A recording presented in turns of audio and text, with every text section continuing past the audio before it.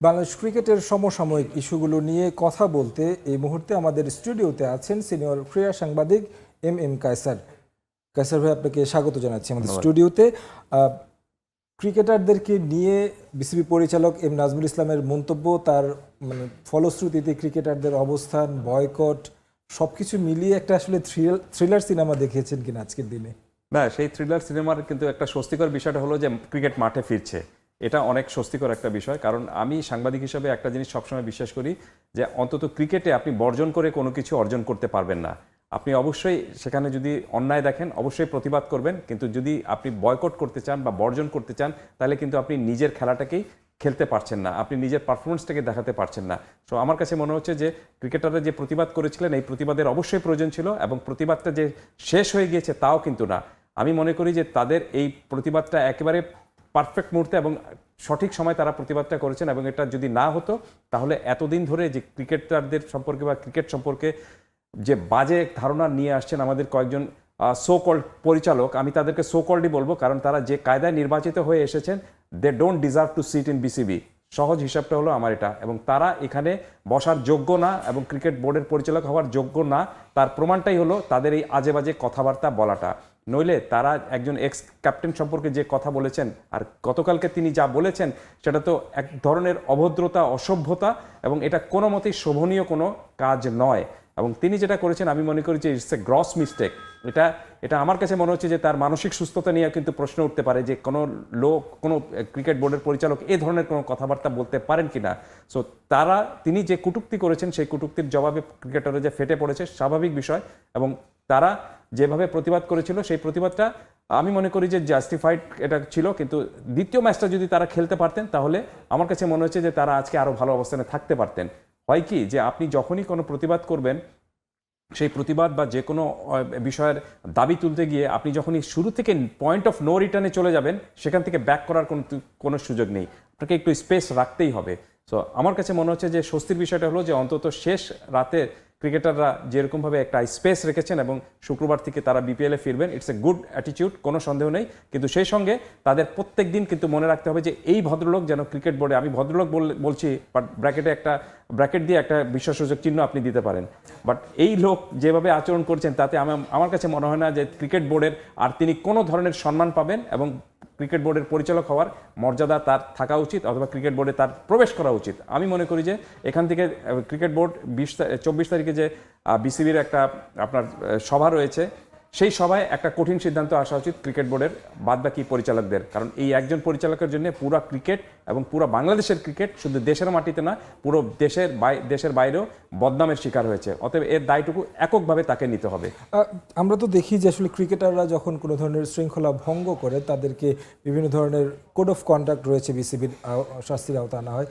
BCB পরিচালকদেরও কি আসলে এই ধরনের কোনো কোড অফ কন্ডাক্ট থাকা উচিত কিনা, যেন এই ধরনের পরিস্থিতি তৈরি না হয় পরবর্তীতে? শুড বি, আমি মনে করি যে অবশ্যই থাকা উচিত, কারণ আপনি ক্রিকেট বোর্ডের পরিচালক হয়েছেন দেখে আপনি সর্বময় ক্ষমতার অধিকারী হয়ে গিয়েছেন, এবং আপনি নিজেকে জমিদার ভাবতে শুরু করেছেন। ক্রিকেট বোর্ডে যে 1300 কোটি টাকার সম্পদ রয়েছে সেই সম্পদটাকে আপনি মনে করছেন যে এটার মালিক বোধহয় আমি হয়ে গেছি, এবং আমি জমিদার এবং বাদবাকি সবাই প্রজা, আমি বোধহয় বেতন দেবো তাদেরকে, আমি বোধহয় তাদেরকে পারফরমেন্স বোনাসটুকু আমার সইয়ে চলে আসে। ইটস আ রং অ্যাটিটিউড, কোনো মতেই এটা হওয়া উচিত না। কারণটা হলো যে তারা ক্রিকেট বোর্ডের যে কায়দায় বিতর্কিতভাবে নির্বাচিত হয়ে এসেছেন মাত্র 4 মাস হলো। ক্রিকেট তো 4 মাসের ক্রিকেট নাই, টাকাটা তো 4 মাসের ক্রিকেট নাই। ক্রিকেটাররা মাঠে খেলেন বলেই এই টাকাটুকু এসেছে বা এই সম্পদটুকু এসেছে। তিনি আজকে যে আপনার ঢাকা টু সিলেটে যে গিয়েছেন, যে ফ্লাইটে গিয়েছেন, বিজনেস ক্লাসে করে গিয়েছেন এবং সেলফি তুলেছেন, এরকমভাবে এই সেলফি তোলার আনন্দটুকু তিনি কেন পেয়েছেন? কারণ ক্রিকেটাররা খেলেছে বলেই এই টিকিটটা কিন্তু তিনি বিসিবি থেকে পেয়েছেন। 5 স্টার হোটেলে তিনি থাকছেন, কিন্তু সেই টাকাটা তো তিনি নিজে দিচ্ছেন না, ক্রিকেট বোর্ড সেটা পে করছে। এই টাকাটা কোত্থেকে আসছে? ক্রিকেটাররা খেলেছে বলেই আসছে। সো এই জিনিসগুলি তাকে মনে রাখতে হবে। এমন না যে তিনি 1300 কোটি টাকা 4 মাস আগে নিয়ে এসে তারপর ক্রিকেট বোর্ডে তিনি পরিচালক হয়েছেন। সো বিষয়টা হলো কি যে হয় হঠাৎ করে এসে জুড়ে বসা লোকজন যখন আপনি ক্রিকেট বোর্ডে চলে আসে, যাদের সেই যোগ্যতা নেই, যারা এক অর্থে ক্রিকেটটা কিভাবে পরিচালনা করতে হবে এবং কিভাবে আপনার ক্রিকেটের যে মেইন স্টেক হোল্ডার ক্রিকেটাররা তাদের সাথে সম্পর্কটুকু ভালো রাখতে হবে, তাদেরকে মর্যাদা দিতে হবে, সম্মান দিতে হবে, এই বোধশক্তি যদি কোনো লোকের না থাকে তাহলে আমি মনে করি না যে তাদের ক্রিকেট বোর্ডের পরিচালক হওয়ার যোগ্যতা রয়েছে। আর যে প্রশ্নটা আপনি করলেন, আমি মনে করি যে অবশ্যই ক্রিকেট বোর্ডের ঠিক যেরকমভাবে ক্রিকেটারদের এক ধরনের বিধিবিধান রয়েছে, একটা কোড অফ কন্ডাক্ট রয়েছে, আমাদের সাংবাদিকদেরও কোড অফ কন্ডাক্ট রয়েছে। তাহলে কেন আপনি একজন ক্রিকেট বোর্ডের পরিচালক থাকবেন না? অফকোর্স তার অ্যাকাউন্টেবিলিটির মধ্যে তাকে রাখতে হবে এবং সেই অ্যাকাউন্টেবিলিটি বা সেই দায়িত্ব তিনি যদি পালন করতে না পারেন, he should be kicked out. বিশ্বকাপ ইস্যু সেই জায়গায় কিন্তু এই এম নাজমুল ইসলাম কিন্তু এসেছেন এই আলোচনায়। সেই বিষয়টা আপনি এতক্ষণ বলছিলেন, ক্রিকেটাররা যখন আসলে তাদের কে নিয়ে মন্তব্যের বিপরীতে প্রতিবাদে গেল, তখন তারাও কিছুটা সহনশীল হওয়া উচিত ছিল কিনা? আমরা দেখেছি সব ক্রিকেটাররা উপস্থিত হয়েছেন এবং এক একজন এক একটা করে দাবি উত্থাপন করেছেন। এই বিষয়টা তারাও আর একটু বিচক্ষণতার পরিচয় দিতে পারতো কিনা? না, এটা তো মানুষ হিসাবে অবশ্যই আপনাকে একটু টলারেন্সি দেখাতে হবে। সবসময় আপনি অসহনশীল হয়ে যদি থাকেন এবং যখনই কোনো একটা বিষয় আপনার রেইজ করেন, তখন চারিদিক থেকে যদি আপনি মনে করেন যে এই দাবিগুলো পূরণ করতে হবে, তখন দেখা যাবে যে একটা পুরোপুরি একটা যার বিরুদ্ধে আপনি কথা বলছেন বা যে সংস্থার বিরুদ্ধে আপনি খেলছেন তাদেরকে একটা প্রতিপক্ষ হিসেবে বানিয়ে ফেলছেন। আমাদের একটা অভ্যাস হয়ে গিয়েছে কি, যে দেখবেন আপনি যে কোনো দাবি পূরণের জন্য আমরা খুব সম্ভবত শাহবাগ আন্দোলনের মতো, শাহবাগ ঘেরাও করার মতো অবস্থা তৈরি করি। তো সেটা না করে আপনি একটু লজিক নিয়ে এগোলে, এবং যেটা আমি একটু আগে বললাম যে আপনাকে যে কোনো দাবি আদায় করতে গিয়ে আপনি শুরুতেই যদি পয়েন্ট অফ নো রিটার্নে চলে যান, তাহলে কিন্তু সেখানে আর নেগোসিয়েশনের বিষয়টুকু থাকে না, আলোচনার বিষয়টুকু থাকে না। এই যে ক্রিকেটাররা খেলতে রাজি হয়েছেন, এটা লেট নাইটে হয়েছে, এটা আরেকটু আগে হলে আপনি সেকেন্ড ম্যাচটা খেলতে পারতেন। এবং আমি মনে করি যে সেকেন্ড ম্যাচটা যদি বাংলাদেশ ক্রিকেট মানে ক্রিকেটাররা খেলতে পারতেন, বিপিএল এর যদি হতো, তাহলে তারা আরো ভালো অবস্থানে থাকতে পারতেন এবং তাদের অবস্থানটা আর একটু উইনিং পজিশনে থাকতে পারতো।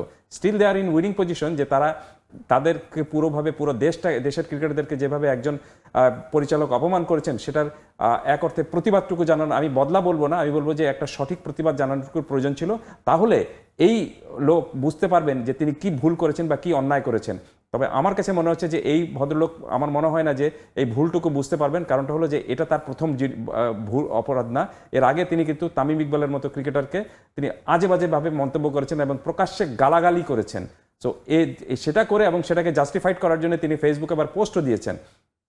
সেই ঘটনা কিছুদিন যেতে না যেতে তিনি এর পরে যে কাজটুকু করেছেন, সেটা আপনি কোনো মতেই, সেটা একটু আগে আমরা যেটা দেখছিলাম যে ক্রীড়া উপদেষ্টা পর্যন্ত এটা মানে কথায় প্রকাশ করতে পারছেন না যে একজন মানুষের কাছ থেকে এই ধরনের আচরণ কেন আসবে ক্রিকেট বোর্ডের একটা পরিচালকের পদে বসা এক পরিচালকের কাছ থেকে। এই পরিস্থিতিতে আমরা আজকের সারাটা দিনই দেখলাম ক্রিকেটাররা এবং কি ক্রিকেট বোর্ড খানিকটা মুখোমুখি অবস্থানে। এই জায়গা থেকে সম্পর্কটা উন্নয়নে আসলে কাদেরকে বেশি গুরুত্বপূর্ণ ভূমিকা পালন করতে হবে? উভয় পক্ষকে, কোনো সন্দেহ নেই। কারণটা হলো যে স্টেক হোল্ডার সবাই, শুধুমাত্র ক্রিকেটার যদি মনে করে যে না আমরাই সবচেয়ে বড় স্টেক হোল্ডার এবং আমরা সব যা দাবি করব সব পূরণ করতে হবে এবং আমরা যেভাবে দেখিয়ে দিব সেভাবেই চলতে হবে, তাও কিন্তু না। ঠিক সেই সঙ্গে কিন্তু সংগঠকদেরকেও মনে রাখতে হবে যে তারা কিন্তু ক্রিকেটারদের কোনো প্রতিপক্ষ নন। এটা একেবারে পুরো সিঙ্ক্রোনাইজ করে কিন্তু চলতে হবে। সংগঠকরা এবং ক্রিকেটারদের মধ্যে কিন্তু মানে বন্ধুত্বপূর্ণ সম্পর্ক থাকতে হবে, শত্রুতাপূর্ণ সম্পর্ক থাকাটা কোনো মতে উচিত না। কিন্তু কেন এই সম্পর্কটা এরকমভাবে বিল্ড আপটা হলো, তার অন্যতম কারণ হলো যেটা আমি বললাম, যে যাদের আপনার ক্রিকেট বোর্ডে আসার মতো যোগ্যতা নেই, তারা এখানে এসে নিজেদেরকে মালিক ভাবতে শুরু করেছে। তারা নিজেদেরকে মনে করতে শুরু করেছে আমরা বোধহয় জমিদার, আমরা বোধহয় সামন্ত প্রভু, আর বাদ বাকি সবাই বোধহয় চাকর বাকরের মতো হয়ে থাকবে। তো এটা তো কোনো মতেই, এটা আপনি এই ধরনের চিন্তা যদি আপনি করে থাকেন, তাহলে কখনোই কিন্তু আপনি একটা সম্মানজনক অবস্থানে থাকতে পারবেন না। সোশ্যাল মিডিয়াতে আবার তার পক্ষে অনেক বেশি জনপ্রিয়তা দেখতে পাচ্ছি। I don't believe in social media. Social media কিন্তু আপনি কখনো প্রকৃত মিডিয়া না, সেখানে আপনি মতামত প্রকাশ করতেই পারেন। এই যে আমি এই কথাগুলো বলছি, দেখবেন যে আপনি আমাকেও কিন্তু ট্যাগ করে দিতে পারে, যে কেউ একটা ট্যাগিং দিয়ে বলে দিতে পারে বোধহয় আমি বোধহয় ক্রিকেটারদের কাছ থেকে ঘুষ খেয়েছি, এমন হতে পারে। I don't believe in social media. Social media আপনি কি বললেন, আপনি আপনার মতামত দিতেই পারেন, সেটা কোনো সন্দেহ নেই সেটা দিয়ে। কিন্তু সোশ্যাল মিডিয়া দেখে আপনি আমার সম্পর্কে, আমার বিষয়ে একেবারে পুরো চূড়ান্ত সিদ্ধান্ত নিয়ে যদি ফেলেন, তাহলে ইটস আপ টু ইউ। আমি এই কারণে মনে করি যে সোশ্যাল মিডিয়ার চেয়ে আপনার ভরসাটুকু রাখতে হবে নিজের ব্রেনে এবং নিজের আপনার মানসিকতায়। না, সেটাই আশা করি আমরা। ক্রিকেটার এবং কি ক্রিকেট বোর্ড উভয় পক্ষই তাদের সম্পর্ক উন্নয়ন করবে। প্রতিবেদনে আরও একটা বিষয় দেখছিলাম, শেষ একেবারে চলে আসছি, একটা ছোট করে জানতে চাই যে বিশ্বকাপের বিষয়ে আইসিসির প্রতিনিধি দল বাংলাদেশে আসছে এবং শুরুটা কিন্তু হয়েছে সেই বাংলাদেশের বিশ্বকাপ যাত্রা নিয়েই, তামিম ইকবালের উপর মন্তব্য করা, তারপরে ক্রিকেটারদেরকে নিয়ে এই নাজমুল ইসলামই আসলে এই বিষয়টা নিয়ে একটু বেশি ঘোলাটে পরিস্থিতি তৈরি করেছেন। যাই হোক, তবে বিশ্বকাপ নিয়ে বাংলাদেশের যে অবস্থানটা, সেই জায়গাটা বিষয়টা আপনি আসলে কিভাবে দেখছেন? বাংলাদেশের সমগ্র ক্রিকেটার জনগণ সবারই এক থাকা উচিত কিনা এই বিষয়টা নিয়ে? অবশ্যই আমি মনে করি এক থাকা উচিত, কারণ when is a matter of for country, তখন তো আপনি অবশ্যই এক হয়ে থাকা উচিত, তাতে কোনো সন্দেহ নেই। কারণ আপনি একটা মতামত দিবেন এবং আরেকজন আরেক মতামত দিবে একই দেশের হয়ে, তাহলে তো বোঝাই যাচ্ছে যে সমস্যাটা আপনার দেশের মধ্যেই রয়েছে। এবং আমার কাছে মনে হচ্ছে যে এখন পর্যন্ত বাংলাদেশ এই টি-20 বিশ্বকাপ নিয়ে সার্বিকভাবে প্রথম দিন থেকে যে অবস্থানে ছিল, সেই অবস্থানে এখন পর্যন্ত সঠিক অবস্থানে তারা রয়েছে। কারণ যেভাবে আপনি নিরাপত্তাহীন একটা জায়গাতে আপনি খেলতে যেতে পারেন না। এবং এখন যদি আপনি মনে করেন, বলেন যে আমাকে যে ডেভেলপিং নিউজটা কি হচ্ছে, এই যে একটু আগে আমরা যেটা জানলাম যে আইসিসির প্রতিনিধি দল বাংলাদেশ সফরে আসবে এবং তারা আলোচনায় বসবে, এটাও কিন্তু একটা গুড সাইন। এবং আমি মনে করি যে এটা বাংলাদেশের পক্ষে পুরো জিনিসটা যাচ্ছে, যে বাংলাদেশ যে এখন পর্যন্ত তাদের অবস্থানে সঠিক রয়েছে, এই কারণে আইসিসির প্রতিনিধি দল বাংলাদেশে আসবে। এবং এই আলোচনার ফলাফলও কী হতে পারে এবং আলোচনার সাবজেক্ট কী হতে পারে, আমি আপনাকে এখনই বলে দিতে পারি।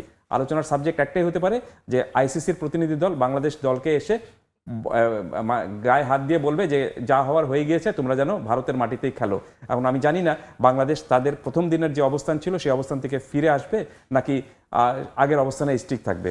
সেটার জন্য আসলে আমাদেরকে অপেক্ষা করতে হবে। সময় শেষ হয়ে গেছে। অসংখ্য ধন্যবাদ স্টুডিওতে এসে সময় দেওয়ার জন্য। ধন্যবাদ আপনাকে এবং সময় টিভিকে। দর্শক, আলোচনা করছিলাম সিনিয়র ক্রীড়া সাংবাদিক এম এম কায়সারের সঙ্গে।